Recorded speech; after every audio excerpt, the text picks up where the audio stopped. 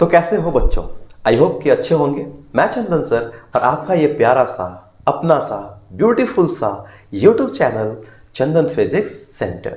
तो बच्चों, वेक्टर के इस सिलसिलेवार लेक्चर में हम लोग आज बात करेंगे प्लेन पे।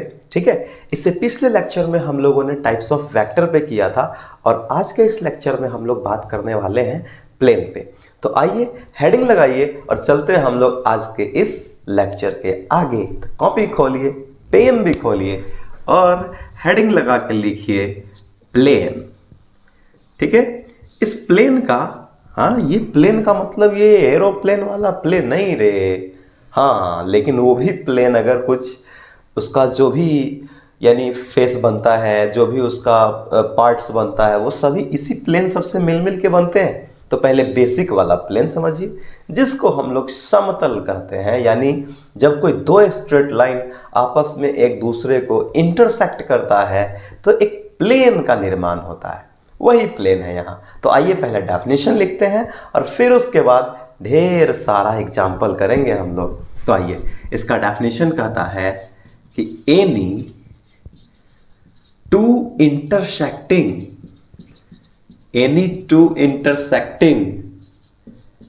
straight line to make a plane। ठीक है, एक और डेफिनेशन देखिए, कहता है कि there is a unique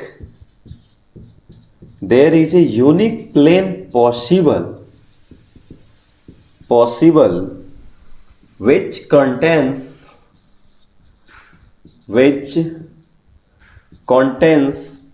any two intersecting straight line। अब समझिए, अब कहोगे सर इस लाइन में क्या कह रहा है, पहले आप ये तो बताओ। हाँ, मैं वही बताने वाला हूं। कह रहा है any two intersecting straight line, मतलब कोई दो इंटरसेक्टिंग स्ट्रेट लाइन, मतलब विभाजित सीधी रेखा जो आपस में क्या बनाती है बच्चों? प्लेन बनाती है। फिर कहता है कि there is a unique plane possible, यानी यहां पे एक यूनिक प्लेन पॉसिबल है विच कंटेन्स, जब वह कंटेन करेगा क्या?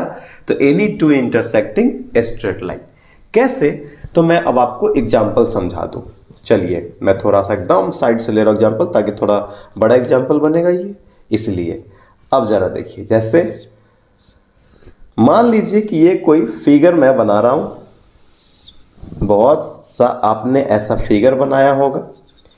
इसका सभी कॉर्नर भी मैं आपको दिखा देता हूं और प्रत्येक कॉर्नर को आमने सामने वाले कॉर्नर से मिला देता हूं। ये लीजिए, ये सारे के सारे कॉर्नर को मैंने मिला दिया। इसका मैं नाम रख लेता हूं ABCD और इसका रख लेता हूं EFGH। ये वाला, ये क्या है हम लोगों के पास? ये G है, GH। यानी इसमें अगर हम लोग बात करें तो यह एक क्यूब है और इस क्यूब में मेनली 6 फेसेस होते हैं। यानी फेसेस का मतलब वह प्लेन होगा। ठीक, 6 प्लेन भी होंगे इसमें, आप कह सकते हैं। कैसे, ये जरा समझिए। वैसे किसी भी 3D स्ट्रक्चर का निर्माण 3 प्लेन से ही मिलके हो जाता है, 3 प्लेन से ही मिलके हो जाता है। लेकिन 3 अगर सामने वाला फेस होगा तो 3 उसका अंदर वाला फेस होगा। तो इसीलिए मैं इसको जरा लिख दूं। जैसे अब जरा समझिए, एक प्लेन मेरे पास हो जाएगा ABCD। तो एक प्लेन ABCD प्लेन के जस्ट पीछे ये आगे वाला फेस, ये जो है ना ABCD, ये आगे वाला फेस। इसके जस्ट पीछे वाला फेस है EFGH। तो यहां पर EFGH। एक प्लेन ऊपर वाला, एक प्लेन ये वाला, ये ऐसे ऐसे ऐसे ऊपर वाला, एक जस्ट इसके नीचे, ये नीचे वाला, ये वाला। तो एक मैं लिख लेता हूं BCFE, यहां पर लिख लीजिए BCFE। और जस्ट इसके नीचे वाला क्या हो जाएगा? तो ADGH। तो ये भी लिख लीजिए ADGH। ठीक है, ये हो गया। और एक प्लेन इधर इस साइड वाला बराबर ये एक प्लेन इधर वाला। लूडो खेलो, लूडो का छकड़ी देखो तो उसमें कितने फेस, 6 फेस यानी 6 प्लेन। तो 3 सामने से या 3 उसके बैक साइड से, तो वही मैं बात कर रहा हूँ। एक इस साइड से लोगे तो ये क्या बन जाएगा, GDCF। तो देखो यहाँ GDCF, और इसके इस साइड वाला क्या बन जाएगा, HABE। तो ये भी लिख लो, HABE लिख लिए। अब इसमें से ये 3 अगर सामने वाला प्लेन मानोगे तो ये वाला 3 प्लेन जो है ये इसके ठीक पीछे वाला पोर्शन है, तो कोई 3 ही प्लेन कंसीडर होंगे। लेकिन मैं इसमें से एक प्लेन ले रहा हूं ABCD एग्जाम्पल के तौर पे। तो ABCD प्लेन कुछ इस तरह का है, ठीक है। यहां पर है A, फिर यहां पर है B, जैसा उस फिगर में सेम टू सेम मैं ले रहा हूं। यहां पे है C और यहां पे D। अब अगर हम मैथमेटिक्स के तर्ज पे अगर बात करें तो एक स्ट्रेट लाइन ये वाला मान लेते हैं और एक स्ट्रेट लाइन ये वाला मान लेते हैं। इस लाइन के पैरेलल ये लाइन है और इस लाइन के पैरेलल ये लाइन है, ठीक है। कोई भी पैरेललोग्राम का फॉर्म जब तैयार होता है तो सिर्फ 2 ही लाइन मिलकर के तैयार हो जाता है, उसमें 4 लाइन नहीं लगते। 2 लाइन तो उसके जैसे लिए जाते हैं, जैसे यही ना लिखते हैं हम लोग कि AD लाइन के पैरेलल है BC लाइन और AB लाइन के पैरेलल है CD लाइन। यानी 2 स्ट्रेट लाइन लगा और दोनों स्ट्रेट लाइन यहां पर एक दूसरे को कट करेगा ना, ये वाला। अगर मान लो इसको हम x एक्सिस मान ले, इसको y एक्सिस मान ले, तो ये इसका ओरिजिन बन जाएगा। तो x एक्सिस y एक्सिस जब यहां पर 2 लाइन आपस में एक दूसरे को कट किया तो देखो इसके सामने, इस लाइन के सामने ये लाइन, इसके सामने ये लाइन, तो यह एक प्लेन बन गया। इसी प्लेन की बातें कर रहे हैं हम। तो अब जरा समझिए, तो आमने सामने का फेस बराबर है, तो इस केस के अकॉर्डिंग आप ये कह सकते हैं कोई भी पैरेललोग्राम का फॉर्म 2 ही लाइन से मिलकर के तैयार हो जाता है। ध्यान रखिएगा, वैसे आगे बात करेंगे, इसी चैप्टर में बात करेंगे, तो ये ध्यान रखिएगा थोड़ा। हाँ, अगर आपको लिखना है कहीं पर नोट में तो आप कॉपी में लिख लेना उसको। तब जरा समझो, ये AD लाइन जो है, यह AD लाइन इक्वल है किसके, BC के। AD लाइन जो है ये BC के इक्वल है और AB लाइन जो है, यहां पर देखिए AB लाइन जो है, यह AB लाइन इस CD लाइन के इक्वल है, या DC कह सकते हो, इस DC लाइन के इक्वल है। इसीलिए हमने ये कहा कि एनी 2 इंटरसेक्टिंग स्ट्रेट लाइन, चाहे ये दोनों लाइन यहां पे इंटरसेक्ट कर ले, चाहे यहां पर ये लाइन इंटरसेक्ट कर ले, चाहे यहां पर कोई 2 लाइन इंटरसेक्ट कर ले, चाहे यहां पर कोई 2 लाइन इंटरसेक्ट कर ले, तो फिर भी किसी भी जगह से आप कोई भी कॉर्नर अगर आप सेलेक्ट करोगे तो वह प्लेन बना ही देगा, ठीक। इसी प्लेन की चर्चा है। पहले इसको लिखिए, अब हम लोग इसकी नोट पॉइंट पे बात करेंगे। जल्दी लिखिए पहले इसको। तो बच्चों, अब इसके कुछ पॉइंट्स हम लोग लिखते हैं। तो मैं यहां पर जरा ये लिख दूं, रिमेंबर, यानी आप इसको सदैव अपने ब्रेन में रिमेंबर रखें, याद करके रखें।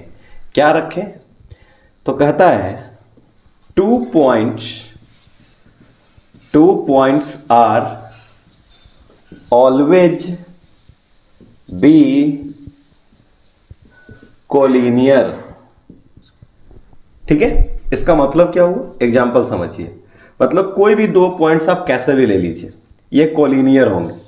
मतलब इसका मतलब हुआ कि वह एक लाइन का फॉर्मेशन तैयार कर देगा। चाहे आप जैसे भी ले लीजिए 2 पॉइंट्स, ऐसे मैं ले लिया फिर भी एक लाइन तैयार हुआ, ठीक है। अगर मैं ऐसे ले लूं फिर भी एक लाइन तैयार हो गया, ठीक है।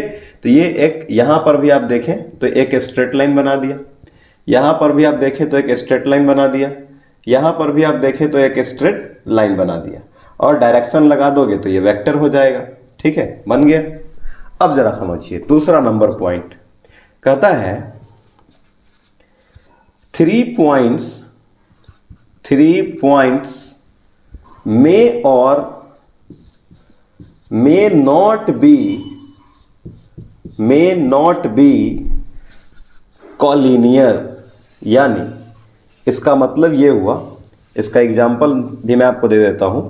3 पॉइंट्स का मतलब क्या, जैसे मान लीजिए इस प्रकार से अगर 3 पॉइंट्स हैं, ठीक है। और दूसरा एग्जाम्पल मैं अगर ले लूं कि कि इस प्रकार से 3 पॉइंट्स है, ऐसे और ऐसे, ठीक है।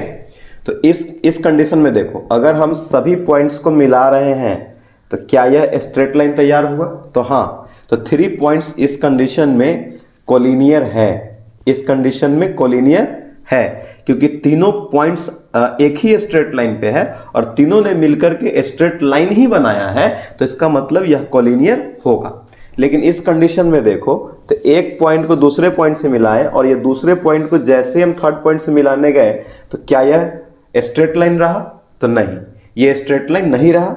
तो इसका मतलब हम लिख सकते हैं ये कोलिनियर नहीं है, तो हम लिख देंगे नॉट बी कोलिनियर, यह कोलिनियर नहीं है। इन सबों का यूज इस वेक्टर चैप्टर में आना है बच्चों, और इसी सब के बेस की मदद से हम लोगों की न्यूमेरिकल स्ट्रांग होगी। तो ध्यान से पढ़ो, ठीक है। चलो जल्दी से इसको नोट करो, फिर मैं अगले रिमेंबरिंग पॉइंट पे चलते हैं। जल्दी इसको लिखिए पहले आप। तो आई होप बच्चों कि आपने लिख लिया होगा। मैं इसको इरेज करता हूं। अब मैं आपको थर्ड नंबर पॉइंट बताता हूं, ठीक है। जरा देखिए, तो अब मेरे पास जो थर्ड नंबर पॉइंट है, वो थर्ड नंबर पॉइंट कहता है ए स्ट्रेट लाइन, ठीक है, a straight line can be contain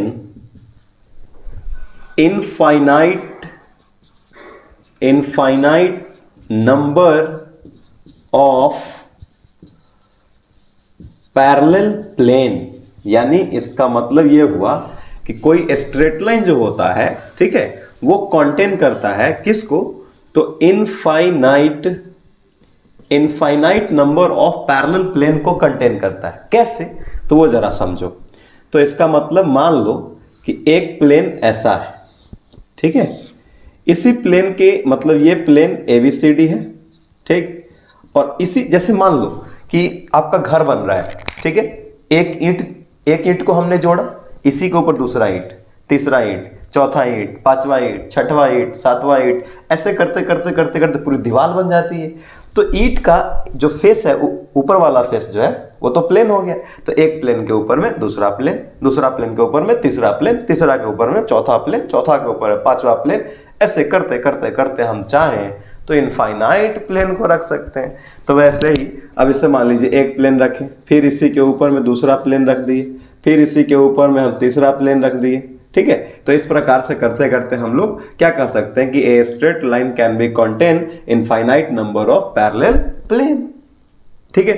अब जरा समझिए फोर्थ नंबर का। तो बच्चों अब इसके बाद जो हम लोगों के पास फोर्थ नंबर पॉइंट है, वो कहता है कि 3 points are always be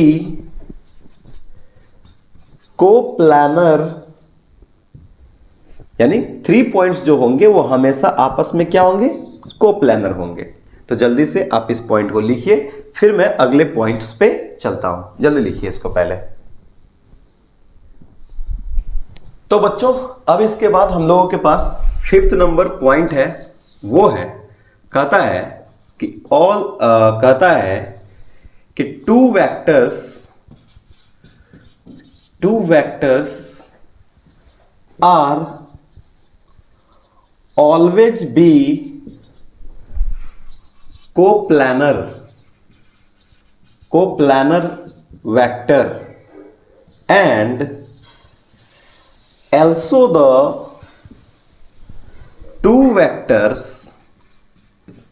the two vectors can be contained by infinite number of parallel plane. यानी इसका मतलब ये समझिए, कहता है two vectors are always be coplanar, दो वेक्टर जो होते हैं वो हमेशा ही कोप्लानर होते हैं, ठीक। फिर कहता है and also the two vectors can be contain by infinite number of parallel planes, और दो वेक्टर जो होते हैं वो साथ ही अपने ऊपर infinite number of parallel plane को रखते चले जाते हैं, ठीक है, वही तो एग्जांपल थोड़ा देर पहले दिए हैं कि एक ईंट के ऊपर में दूसरा ईंट, दूसरा के ऊपर में तीसरा ईंट, तीसरा के ऊपर में चौथा ईंट, ऐसे ही करते करते वो इनफाइनाइट प्लेन को अपने ऊपर रख सकता है। जल्दी इसको लिखिए, इसके बाद हम लोग चलते हैं कि डायरेक्शन को रिप्रेजेंट कैसे करेंगे। अब तो फिजिक्स में दम आने ही वाला है, जल्दी लिखिए इसको, फिर हम लोग बात करेंगे आगे के टॉपिक पे। अच्छा बच्चों, आपने एक चीज सुना होगा, जब भी आपने ज्योमेट्री वगैरह या फिजिक्स वगैरह आपने कुछ भी पढ़ा तो सर ने क्या करा होगा, सर ने कहा होगा कि ऐसे खींच लो, एक्सिस खींच दिया होगा आपको, नहीं, और कहा होगा इसको मान लो एक्स एक्सिस और इसको मान लो वाई एक्सिस। ठीक है, ये जो एक्स एक्सिस होता है ये अर्थ सरफेस होता है। ठीक है, ये जो एक्स एक्सिस होता है ना, इसको हम लोग अर्थ सरफेस कहते हैं। ठीक है, और इसी को हम लोग हॉरिजॉन्टल, इसी को हम लोग क्या मान लेते हैं, हॉरिजॉन्टल सरफेस मान लेते हैं, या हॉरिजॉन्टल भी आप कह सकते हैं। इसको सिर्फ आप चाहें ना तो हॉरिजॉन्टल भी कह सकते हैं। ठीक है, या इसी को आप चाहें तो इसको हॉरिजॉन्टल एक्सिस भी कह सकते हैं। क्या कह सकते हैं इसको, हॉरिजॉन्टल एक्सिस। ठीक है, अब जरा समझिए तो, और ये वाला जो एक्सिस है इसको हम लोग कहते हैं वर्टिकल सरफेस, या इसको डायरेक्टली आप सिर्फ वर्टिकल कह दीजिए। ठीक है, या आप इसको वर्टिकल एक्सिस कह दीजिए। तो पहले हम आपको डेफिनेशन दे देते हैं यहां पर कि हॉरिजॉन्टल किसे कहते हैं। ये बार बार आपके सामने आएगा, बार बार पूछा जाएगा, बार बार पूरे फिजिक्स में, पूरे केमिस्ट्री में, पूरे मैथमेटिक्स में यूज में आएगा। हॉरिजॉन्टल के साथ एक्सिस खींचो तो हॉरिजॉन्टल के साथ एंगल बनाओ, तो वर्टिकल के साथ एक्सिस खींचो तो वर्टिकल के साथ एंगल बनाओ। हाँ, बनाना तो होगा, लेकिन हॉरिजॉन्टल किसको कहेंगे, वर्टिकल किसको कहेंगे, बात तो यहां आ गई। आपके दिमाग में तो आएगा सर हॉरिजॉन्टल कहते किसको, एंगल तो बाद में खींचाएगी ना, पहले तो ये बता दूं आपको कि हॉरिजॉन्टल कहते किसे, वर्टिकल कहते किसे हैं। नहीं, तो कहता है कि parallel to earth surface, parallel to earth surface is called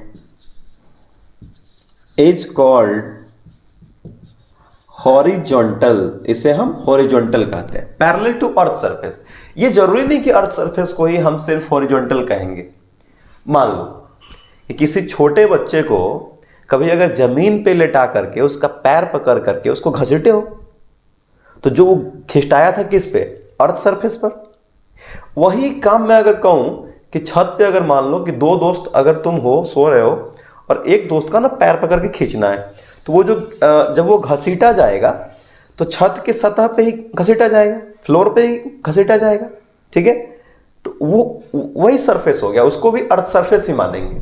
ठीक है, अगर मान लीजिए अगर वो इंक्लाइंड सरफेस होता, ठीक है, जैसे मान लीजिए कि आप जब अपने घर में जाने के लिए जब रोड से घर में जाते हैं तो उसमें एक सीढ़ी होती है चढ़ने के लिए, स्टेप बाय स्टेप ऐसे करके बना रहता है, सीढ़ी बना रहता है।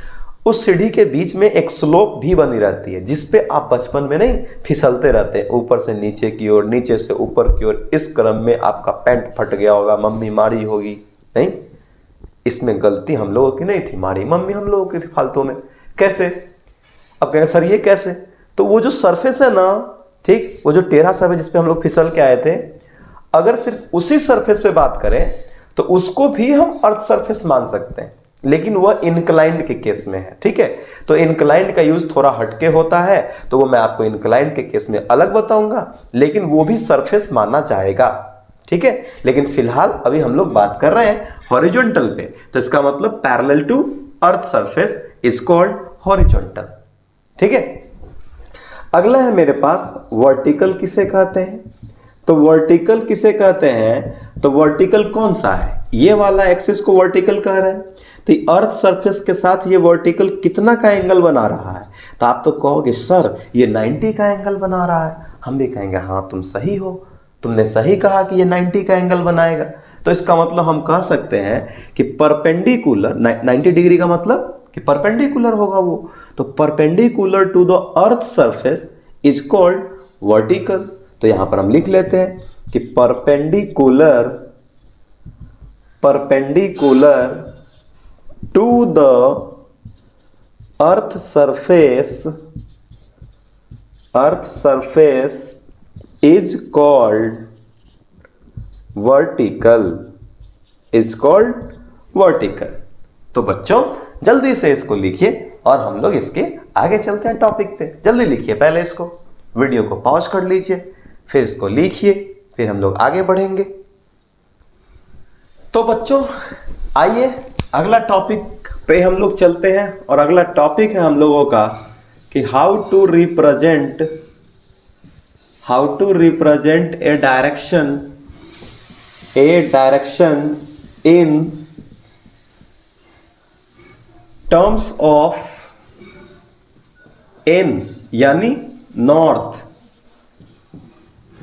एन एस यानी साउथ, ई यानी ईस्ट, एंड डब्ल्यू यानी वेस्ट विथ हॉरिजॉन्टल। यानी कहता है कि हाउ टू रिप्रेजेंट, हम लोग कैसे रिप्रेजेंट करेंगे ये डायरेक्शन, मतलब किसी डायरेक्शन को इन टर्म्स ऑफ के रूप में, किसके रूप में? तो एन यानी नॉर्थ, एस यानी साउथ, ई यानी ईस्ट, डब्ल्यू यानी वेस्ट। आपको मैं पूरी तरह से आज दिशा का ज्ञान दूंगा। क्या दूंगा? ज्ञान। हाँ, पूरे डेप्थ में जितने भी सारे कॉन्सेप्ट डायरेक्शन की सारी आज देंगे मैं आपको दे दूंगा। चलिए जरा देखिए इसको। तो मैं एक एग्जाम्पल ले लेता हूं, ये एग्जाम्पल मैं ले लेता हूं। अब आप जानते होंगे मैथमेटिक्स, अगर इसको दिखाओगे, मैथमेटिक्स पर अगर इसे दिखाओगे ना, तो ये वाला एक्सिस हो जाएगा प्लस एक्स एक्सिस, ये वाला माइनस एक्स एक्सिस, ये प्लस वाई एक्सिस, ये माइनस वाई एक्सिस। तो ये तो मैथमेटिक्स के अकॉर्डिंग हो गया। फिजिक्स कहता है कि नहीं, हम हमेशा मैथमेटिक्स को लेकर के नहीं चलेंगे, उसका रूल मानेंगे, उसका बात मानेंगे, वो जो कहेगा मानेंगे सारा कुछ, लेकिन ये प्लस एक्स माइनस एक्स से उतना अच्छा डायरेक्शन नहीं मिल पाता है। तो फिजिक्स का नहीं, हम इससे काम नहीं करने वाले। हमको एग्जैक्ट सीधा हमको ये बताओ कि किस डायरेक्शन में हुआ, कितना एंगल के साथ हुआ, किसके साथ हुआ, मतलब स्पष्ट जानना चाह। मैथ खाली x minus x, y minus y करके काम कर रहा था। तो फिजिक्स का नहीं, हमको स्पष्ट देना है तो तुम दो, नहीं तो हम तुम्हारे नियम को नहीं मानेंगे, हम तुम्हारे लॉ को नहीं मानेंगे, हम तुम्हारे स्टेटमेंट को नहीं मानेंगे। तो फिजिक्स ने क्या कहा? तो मैथ ने पूछा कि तुम क्या करोगे? तो इसने कहा कि मैं डायरेक्टली स्पष्ट रूप से ये बात करूंगा कि नॉर्थ किधर, साउथ किधर, ईस्ट किधर, वेस्ट किधर। तो इस रूप में बात करने के लिए फिजिक्स ने कहा, तो इधर की ओर, ठीक है, इधर की ओर हो जाएगा ईस्ट, इधर की ओर हो जाएगा वेस्ट, इधर की ओर नॉर्थ, और इधर की ओर साउथ। ये सारे कॉन्सेप्ट अगर आपको ना पता हो तो मैग्नेटिज्म तो आपको समझ में ही नहीं आएगा, उसके डायरेक्शन। ये डायरेक्शन समझना बहुत जरूरी है। ऊपर की ओर नॉर्थ, नीचे की ओर साउथ, इधर की ओर ईस्ट और इधर वेस्ट। इसी को फिजिक्स ने कहा कि हम एक्स वाई कुछ नहीं लिखेंगे, हम इसको अपने डायरेक्शन के अकॉर्डिंग लिखेंगे। तो ये नॉर्थ, ये साउथ, ये ईस्ट, ये west. N means north, E means east, W means west, S means south. ये हो गया। अब मैं इसमें क्या करता हूं, ये तो आपको समझ में आ गया होगा, है ना। अब मैं इसमें, अब मान लीजिए कि मैं आपको यहां पे रख दिया ओरिजिन पर, और आप अपने मर्जी से इधर की ओर चले गए। आपको कहां रखा? यहां पे रखा, और आप घूमने निकल गए पार्क में चले गए। पार्क की डायरेक्शन इधर थी, तो फिजिक्स कहता है कि ठीक, वो पार्क में गया, पार्क किधर है? किसी अननोन आदमी को आपका डायरेक्शन बताना है। तो फिजिक्स कहेगा चलो हम बताते हैं। वो तो नहीं बताएगा, वो तो मिलने गया है किसी से, नहीं, हम बता देते हैं कि वो किसके साथ है, कहाँ है, पकड़वा देगा आपको।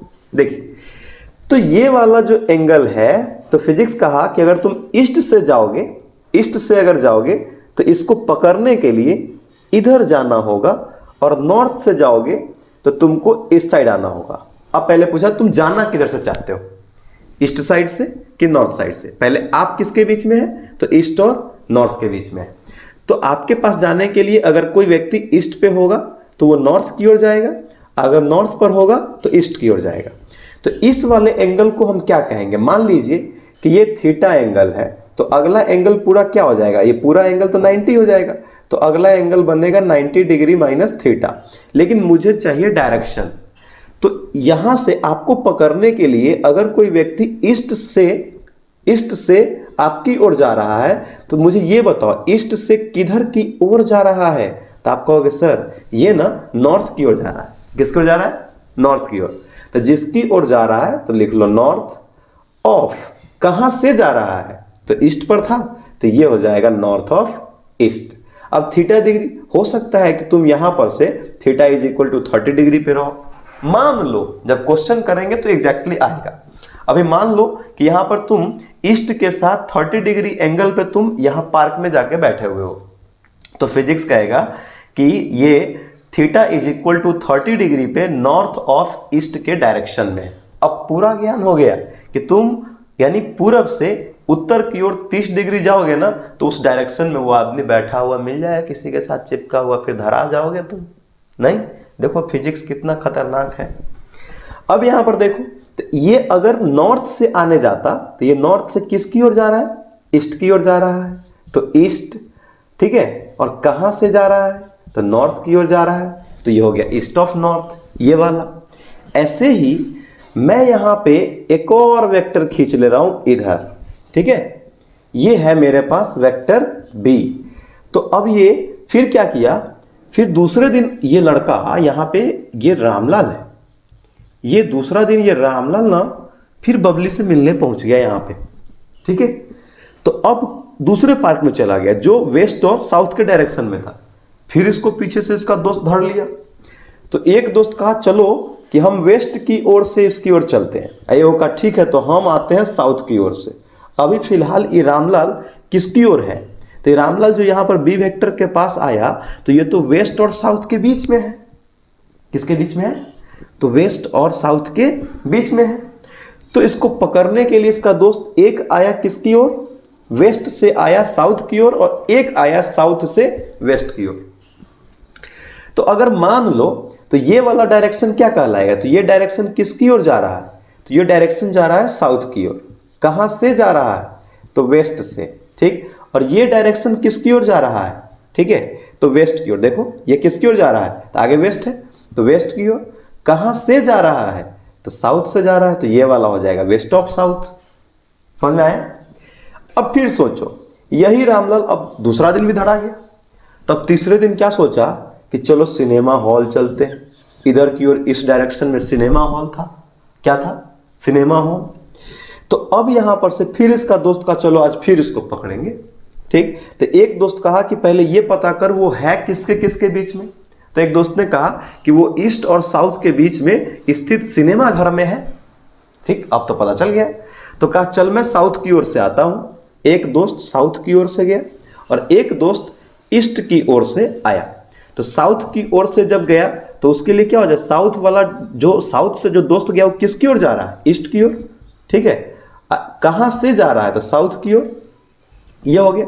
अब चाहे ये एंगल 30 डिग्री हो, चाहे 40 डिग्री हो, चाहे 60 डिग्री हो, उससे कोई दिक्कत नहीं, वो जो भी एंगल होगा हम लोग लेंगे और डायरेक्शन बता देंगे कि ईस्ट ऑफ साउथ में ये 60 डिग्री है। मान लीजिए कि यह एंगल है 60 डिग्री, तो इसका मतलब ये डायरेक्शन जो यहाँ पर जो फिल्म देखने गया जो लड़का, तो उसका डायरेक्शन क्या मिलेगा, तो मान लीजिए 60 डिग्री है, तो 60 डिग्री ईस्ट ऑफ साउथ। सिर्फ 60 डिग्री कहने से काम नहीं चलेगा फिजिक्स में, उसके साथ साथ डायरेक्शन को भी स्पष्ट बताना पड़ेगा कि उसकी डायरेक्शन किधर है। अब समझिए, ये किधर की ओर गया, तो ये साउथ की ओर आया, तो साउथ ऑफ ईस्ट। ये किसकी ओर आ गया, साउथ ऑफ ईस्ट की ओर। अब फिर ऐसे ही क्या हुआ कि एक, अब इस दिन धरा गया, अब एक सिनेमा हॉल इस डायरेक्शन में स्थित था। अब चौथा दिन यहां पहुंच गया और रामलाल फिर बबली को लेकर के फिल्म देखने। तब फिर उसका दोस्त का ये बताओ कि आज वो जिस हॉल में गया है वो किस किस डायरेक्शन के बीच में आता है, तो एक दोस्त ने कहा कि वो वेस्ट और नॉर्थ के बीच में आता है, ठीक है। तो वेस्ट से ही चला गया नॉर्थ की ओर एक दोस्त, और एक चला गया नॉर्थ से वेस्ट की ओर। तो ये वाला डायरेक्शन क्या हो जाएगा, तो ये यहां से अगर कोई चलेगा तो ये किसकी ओर आ रहा है, तो ये आ रहा है वेस्ट की ओर। अब समझ में आया कि नहीं है, ये किसकी ओर आ रहा है, वेस्ट की ओर। तो जिसकी ओर जा रहा है ऑफ, जहां से जा रहा है, कहां से जा रहा था, तो नॉर्थ से, तो वेस्ट ऑफ नॉर्थ। इसमें क्या हो जाएगा, तो ये किसकी ओर जा रहा है, तो ये जस्ट इसके सामने में कौन है, ये वाला नॉर्थ है, तो ये हो जाएगा नॉर्थ। कहां से जा रहा है, तो ये वेस्ट से, तो नॉर्थ ऑफ वेस्ट, और जो एंगल होगा वो तो रहेगा ही। तो ये तो इसके थ्योरी थे। अब इस पर हम लोग कुछ क्वेश्चंस करेंगे, ठीक है। पहले आप इसको लिखिए, नोट करिए, अभी थोड़ा सा कॉन्सेप्ट मैं इस पे और बात करूंगा और उसके बाद मैं आगे बढ़ जाऊंगा। जल्दी इसको नोट करिए, फिर आगे बढ़ते हैं। तो बच्चों, इस पे मैं आपको एक क्वेश्चंस करा देता हूं ताकि आपकी कॉन्सेप्ट पूरी की पूरी क्लियर हो जाए। आ जाइए, एक यहां पे क्वेश्चंस ले लेते हैं। जैसे मान लीजिए कि इस प्रकार से ये डायरेक्शन डिनोट कर लेते हैं, नॉर्थ, साउथ, ईस्ट, वेस्ट। इसके बीच में एक वेक्टर है, वेक्टर ए, जो ईस्ट के साथ, ठीक है, 50 डिग्री के एंगल पे है, और एक वेक्टर इस डायरेक्शन में है, बी वेक्टर, जो ईस्ट के साथ ही 60 डिग्री के एंगल पे है, ठीक है। तो हमसे एक क्वेश्चन करता है कि find the value of angle, ये एंगल का साइन है ना, angle between A vector and B vector is equal to, option 1। दूसरा कहता है कि एंगल बिटवीन, ठीक है, minus A vector and minus B vector. और तीसरा कहता है कि angle between A vector and minus B vector. और फोर्थ जो क्वेश्चन मेरे से पूछ रहा है वो कहता है angle between minus A vector and B vector, ठीक है। तो अब जरा आ जाइए, इस पे क्वेश्चन कर लेते हैं। तो सबसे पहले तो आप ये देख लो कि ये ईस्ट और नॉर्थ के बीच में एक यहां पे राइट एंगल बन रहा है, और उसमें से ये वाला एंगल कितना डिग्री का हो गया, 50 डिग्री का। तो ये रिमेनिंग एंगल कितना का हो जाएगा, तो रिमेनिंग एंगल 40 डिग्री का, क्योंकि आप इसको तब क्या करते हैं, 90 माइनस थीटा, मतलब 90 minus 50 degree is equal to क्या मिलता आपको, तो 90 minus 50 degree is equal to आपको मिल जाता 40 डिग्री, नहीं। वैसे ही ये अगर 60 डिग्री है तो इधर से ये पूरा मिलके 90, और 90 माइनस 60 करोगे तो ये रिमेनिंग एंगल कितना का, 30 डिग्री का। और एंगल जो पूछ रहा है वो ए वेक्टर बी वेक्टर, तो हाँ ए वेक्टर बी वेक्टर तो है, यहां minus A vector minus B vector तो है ही नहीं माइनस। तो हम लोग पढ़े थे निगेटिव वेक्टर, मतलब इसी वेक्टर ए को अगर तुम पलट दोगे इस डायरेक्शन में तो इसको हम कहेंगे माइनस ए वेक्टर, इसे हम क्या कहेंगे, माइनस ए वेक्टर। तो अगर ये 50 है तो अपोजिट एंगल से ये वाला क्या हो जाएगा, 50 डिग्री। अगर इसका डायरेक्शन इधर गया तो इसकी डायरेक्शन इधर आएंगी। मैथमेटिक्स नहीं समझना है, खाली एंगल के लिए वैसे इसे खींच दिए, एंगल हो गया। ये फिजिक्स है, डायरेक्शन भी डिनोट करके चलना है हम लोगों को, पूरा पूरा सीखना है कि नहीं, डॉक्टर बनना है कि नहीं, इंजीनियर बनना है कि नहीं, नहीं बनना है तो फिर टपोड़ी हो, तब तो फिर तुम मैथमेटिक्स टाइप ऐसे खींचते रहो जिंदगी भर। हाँ, वो मैथ के लिए सही है, मैथ के लिए गलत नहीं, फिजिक्स में आपको डायरेक्शन दिखा के चलना है। तो ये 50, फिर अपोजिट एंगल, तो ये वाला इधर, तो ये वाला एंगल इस साइड से अपोजिट से ये, तो ये 40, तो ये भी 40। बी वेक्टर का अपोजिट अगर खींच दो तो बी वेक्टर का अपोजिट क्या हो जाएगा, minus B vector. Opposite angle से ये वाला 60, तो इधर से ये वाला 60 डिग्री, और फिर ये 30, तो ये वाला इधर की ओर 30 डिग्री। अब मेरे से पूछ रहा है कि angle between A vector and B vector, तो ए वेक्टर यहां है, अब बी वेक्टर यहां, इसके बीच का एंगल। तो ए वेक्टर कहां गया, तो इसका टेल देखो। और एंगल जब भी फाइंड करते हैं ना तो टेल टू टेल ही मेजर करते हैं, ठीक है। हम यहां नोट लिख लेते हैं कि एंगल का मेजरमेंट, एंगल का मेजरमेंट टेल से टेल के साथ ही होता है। नहीं, एक गाना सुने होंगे, ताल से ताल मिलाओ, सुने हुए? तो ताल को टेल कर दो, TAL, टेल। ताल की जगह पे टेल सोच लो, नहीं गाना है, ताल से ताल मिलाओ, तो वही चीज यहां पर। तो ताल को टेल समझ लो, मतलब टेल से टेल को मिलाओ, एंगल निकालो। ताल से ताल मिलाओ, टेल से टेल मिलाओ, एंगल निकालो। टेल से टेल मिलाओ, एंगल निकालो। तो अब समझो, तो vector A and vector B, तो वेक्टर ए का टेल यहां, अब वेक्टर बी का भी टेल यहां, तो इसके बीच ये पूरा एंगल जो होगा ये वेक्टर ए और वेक्टर बी के बीच का होगा। तो ये 60 और ये 50, तो कितना हो जाएगा? 60 degree plus 50 degree is equal to 110 degree. ठीक, ये निकल गया। अगला minus A vector and minus B vector. चलो देखो, माइनस ए वेक्टर यहां, माइनस बी वेक्टर यहां, मतलब इसके बीच का एंगल निकालना है। ठीक है, तो माइनस ए वेक्टर का टेल यहां, माइनस बी वेक्टर का टेल यहां, ताल से ताल मिला दिए, टेल से टेल मिला दिए, इसके बीच का एंगल निकाल लिए। 50 प्लस 60, हाँ टेल से टेल ही एंगल मिलेगा, ध्यान रखना। 50 degree plus 60 degree is equal to 110 degree. ये वाला angle will be opposite to this angle. हम लोग पढ़े हैं ज्योमेट्री में अपोजिट एंगल के बारे में कि ये एंगल जितना होगा ठीक उसका अपोजिट ये वाला एंगल हो गया। सिंपल सी बात है। अब यहां है A vector and minus B vector, तो ए वेक्टर ये वाला, माइनस बी वेक्टर ये वाला। तो अब मुझे इसके बीच के एंगल निकालने हैं। तो ए वेक्टर का टेल यहां, बी वेक्टर का टेल यहां, तो इसके बीच का एंगल 30 डिग्री प्लस 40 डिग्री, यानी यहां पर लिख लीजिए 30 degree plus 40 degree is equal to 70 degree. अब क्या है? Minus A vector and B vector. तो ये देखो, minus A and B vector, तो minus A and B vector, तो इसके बीच का ये 40 ये 30, तब इसको भी लिख लो। तो 40 degree plus 30 degree is equal to 70 degree.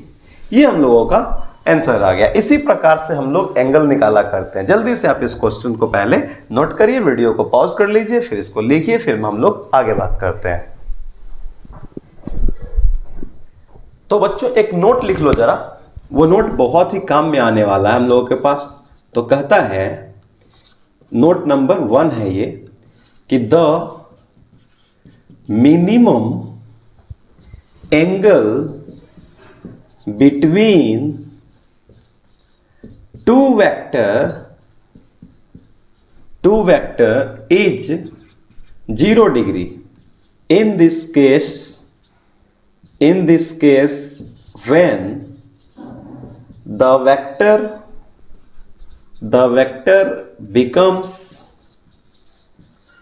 parallel vector, यानी इसका ये मतलब हुआ, ठीक है, कि the minimum angle between two vector, मतलब दो वेक्टर के बीच में जो मिनिमम एंगल होगा उसकी वैल्यू 0 डिग्री होगी, और उस केस में जो वेक्टर हो जाएगा वो वेक्टर पैरेलल वेक्टर हो जाएगा। ठीक है, यानी इसका मतलब एक ये वेक्टर और ठीक इसी वेक्टर के जैसा ये वेक्टर अगर होगा तो इसका मतलब है कि वेक्टर ए और वेक्टर बी यहाँ पे पैरेलल है। Vector A is parallel to vector B, और इस केस में जो थीटा की वैल्यू ली जाएगी वह थीटा 0 डिग्री ली जाएगी। ठीक है, अब यहां पे नोट नंबर 2 देख लीजिए। कहता है कि the maximum angle between two vector is 180 degree in this case when the vector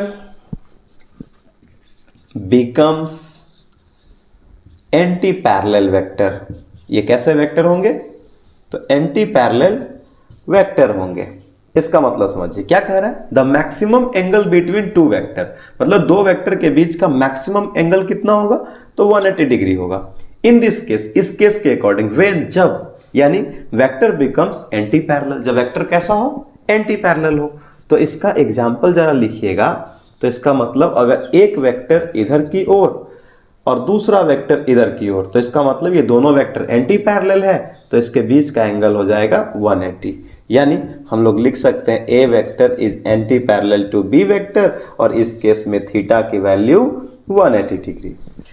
एक नोट नंबर 3, अब भले ही इंग्लिश मीडियम के स्टूडेंट हो लेकिन थोड़ा सा एक नोट हिंदी में लिख लेना, ठीक है।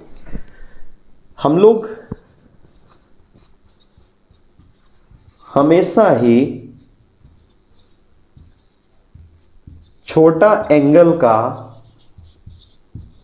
यूज करेंगे, यानी इससे फायदा क्या होगा, तो हम लोग कैलकुलेशन पावर से कैलकुलेशन का जो दिक्कत होगा ना उससे थोड़ा सा बच जाएंगे, इसीलिए हम लोग हमेशा ही छोटा एंगल का यूज करेंगे। We uses always a smaller angle, ठीक है। चलिए इसको नोट कीजिए, वीडियो को पॉज कर लीजिएगा, इसको नोट करिए, फिर इसके आगे एक और क्वेश्चन है, उस क्वेश्चन पे चलते हैं, एक और न्यूमेरिकल करेंगे और फिर आपकी लेक्चर आज की समाप्त हो जाएंगी। लिखिए। तो बच्चों आई होप कि आपने इसे लिख लिया होगा। मैं इसे इरेज करता हूं और एक और थोड़ा सा एक छोटा सा एक और क्वेश्चन ले लेता हूं जिसका बहुत बड़ा यूज है। भले ही हम छोटा क्वेश्चन कह रहे हो लेकिन आगे चल के वो बहुत बहुत हेल्प करेगा हम लोगों को फिजिक्स समझने के लिए। तो आ जाइए एक और एग्जाम्पल कर लेते हैं, आज के इस लेक्चर का आखिरी टॉपिक होगा। तो जरा देखिए, इस प्रकार से हमने खींच लिया। अब बच्चों ये बता कि इसमें नॉर्थ कौन, बताओ न रे। अब नहीं बताओगे ना तो कान उड़ा देंगे। नहीं, अब जरा देखो कौन होगा नॉर्थ, तो तुम तो कहोगे सर ये ऊपर वाला नॉर्थ होगा, नीचे वाला साउथ होगा, इधर वाला ईस्ट, इधर वाला वेस्ट। अगर मान लीजिए कि मैंने इस एंगल को माना अल्फा, इधर की ओर मान लिया अल्फा डिग्री, इसको मान लिया बीटा डिग्री, ठीक है। तो इसी क्रम में फिर इसको हमने मान लिया अल्फा डिग्री, इसको मान लिया बीटा डिग्री, ठीक है। इसको हमने मान लिया थीटा, ठीक है, और इसको मान लिया हमने, ठीक है, गामा। ठीक इसका अपोजिट किया तो इसको हमने मान लिया थीटा और इसको मान लिया गामा। अब डायरेक्शन पूछ रहा है हमसे, ये लो ये वेक्टर ए, ये वेक्टर बी, तो ए का अपोजिट माइनस ए, बी का वेक्टर का अपोजिट माइनस बी वेक्टर। तो ये अल्फा डिग्री जो है ये किससे किसकी ओर है, स्पष्ट डायरेक्शन दो मुझे, ये किसकी ओर जा रहा है। तुम कहोगे जस्ट इसके अगला वाला बताना किसकी ओर जा रहा है, तो ये जा रहा है नॉर्थ की ओर, तो लिख दो नॉर्थ। कहां से जा रहा है भाई, ईस्ट से ना, तो नॉर्थ ऑफ ईस्ट, यानी ये alpha degree north of east में है। अब ये अल्फा का वैल्यू 40 हो, 30 हो, 20 हो, कुछ भी हो चलेगा, कोई दिक्कत नहीं। तो ये बीटा डिग्री का मतलब किधर से किधर जा रहा है, इसका डायरेक्शन दो, जल्दी बता जल्दी बता जल्दी बता। तो ये कहां से जा रहा है, नॉर्थ से, किसकी ओर जा रहा है, तो ये जस्ट आगे वाला की ओर, मतलब ईस्ट की ओर जा रहा है। तो ईस्ट ऑफ कहां से जा रहा है, तो नॉर्थ से, तो ईस्ट ऑफ नॉर्थ। ऐसे ही अब इसमें आ जाओ, ये थीटा किसकी ओर जा रहा है, तो ये जा रहा है नॉर्थ की ओर, ठीक है। तो नॉर्थ ऑफ कहां से जा रहा है, तो वेस्ट से, तो ये हो गया नॉर्थ ऑफ वेस्ट। ये वाला किसकी ओर जा रहा है, तो वेस्ट की ओर। कहां से जा रहा है, तो नॉर्थ से, तो ये हो जाएगा वेस्ट ऑफ नॉर्थ। अगर इसमें बात करो तो ये बीटा डिग्री ये किसकी ओर जा रहा है, तो यहां देखो वेस्ट कहां से जा रहा है, तो क्या है साउथ। ये वाला देखो ये किसकी ओर जा रहा है, तो साउथ। कहां से जा रहा है, तो वेस्ट। इसमें देखो ये किसकी ओर जा रहा है, तो ये जा रहा है ईस्ट की ओर। कहां से जा रहा है, तो साउथ से। अब ये देखो ये किसकी ओर जा रहा है, तो साउथ की ओर। कहां से जा रहा है, तो ईस्ट से, तो ये हो गया साउथ ऑफ ईस्ट। नहीं, तो जल्दी से इसको नोट करिए, ठीक है। ये हम लोगों के क्लास का आज का आखिरी टॉपिक था, ठीक है बच्चों। वीडियो को पॉज करो, ठीक है। वीडियो को पॉज करने के बाद इसको लिखिए, पूरा कॉन्सेप्ट क्लियर करिए। और ऐसे ही हम लोग फिजिक्स में डायरेक्शन निकालेंगे, ठीक है। डायरेक्शन को डिनोट करेंगे जब एंगल निकालना होगा। एंगल जब निकालेंगे तो इसी प्रकार से डायरेक्शन की चर्चाएं करते हैं। तो जल्दी से आप इसको लिखिए, ठीक है बच्चों। तो आप वीडियो को पॉज कर लीजिएगा, लिख लीजिएगा। तो बच्चों आई होप कि आपने इस लेक्चर वीडियो का बहुत अच्छे से एंजॉय किया होगा, किया ही होगा। अब इससे आसान से क्या समझाना यार, अच्छे से पढ़ा होगा, अच्छे से फेयर किया होगा। और इतना सोच के चलो, मैं पूरा फिजिक्स आपको यूट्यूब पे कराने वाला हूँ, उसके लिए मतलब ये मत सोचना कि 4-5 चैप्टर पढ़ा देंगे फिर भाग जाएंगे, नहीं नहीं ऐसा नहीं, पूरा का पूरा सिलेबस मैं आपको पढ़ाऊंगा। आई प्रॉमिस कि मैं आपको पूरा सिलेबस पढ़ाऊंगा और जीमेल नीट तक के जितने भी क्वेश्चंस होते हैं फिजिक्स में सारा क्वेश्चंस करा दूंगा। ठीक है, तो बच्चों आज के लिए बस इतना ही। मिलेंगे फिर हम लोग अगले लेक्चर में। तब तक के लिए आप स्वस्थ रहिए, अच्छे से पढ़िए। ठीक है, कुछ करिए अपने लिए, घर के लिए, अपने गांव के लिए, अपने देश के लिए, अपने राज्य के लिए। ठीक है, तो मिलते हैं कल। बाय।